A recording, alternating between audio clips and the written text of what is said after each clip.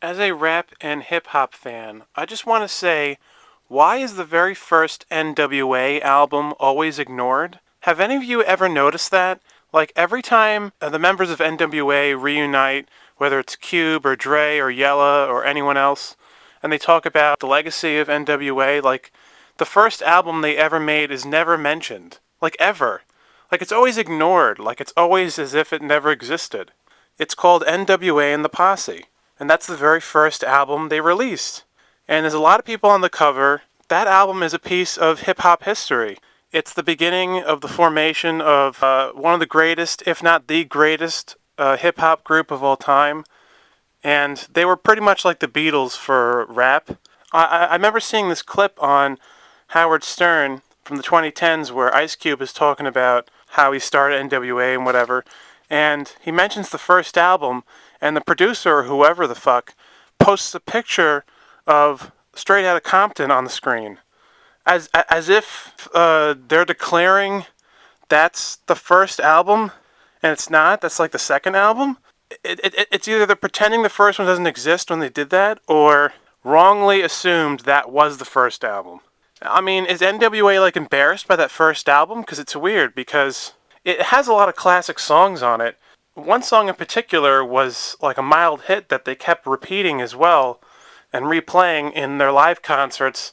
And I think they did a remix of it on the Straight Outta Compton album, and that's Boys in the Hood by Eazy-E. I can understand this argument that, well, N.W.A. wasn't totally formed exactly until Straight Outta Compton, because when they had Straight Outta Compton there was less members.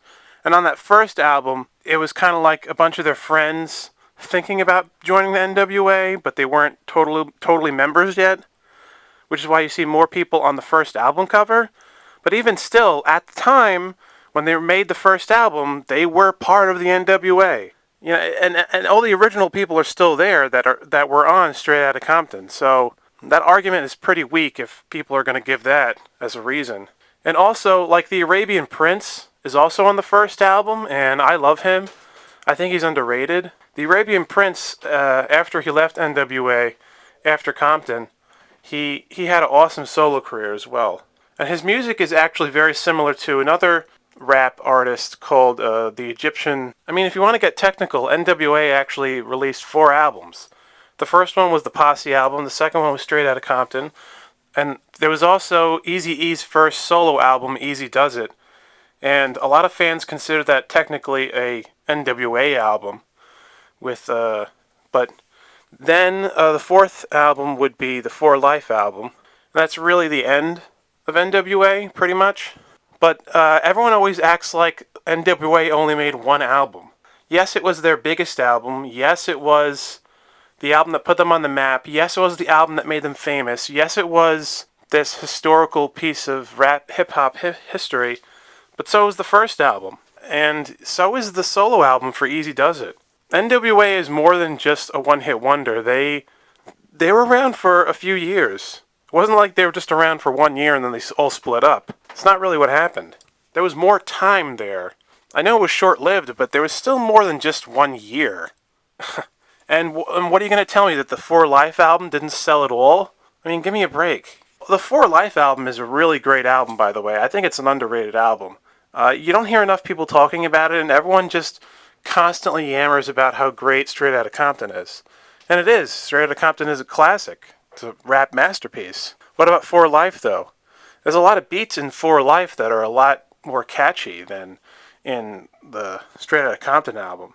But the lyrics are probably better on the Compton album. But still, there was a lot of badass lyrics on the For Life album, and there was also some pretty good comedy, and I don't know. I don't get why it's so underrated. I mean, just because Cube isn't there, I mean, is that really enough of a reason to completely dismiss the album? But anyway, that's kind of another side rant. Also, another thing that's very important about the very first N.W.A. album in the Posse is that the D.O.C. was on that first album. And he had like 3 rap songs on that first album, N.W.A. and the Posse. And this is before D.O.C.'s car wreck, when his voice changed. And the only other piece of rap history that we can hear of the D.O.C's original voice is on Nobody Can Do It Better, produced by Dre, which is a great album. Listen to that. But there was more. There was a little more audio of the D.O.C's raps before he got into the car accident. And some of that is on the first N.W.A. album, N.W.A. and the Posse.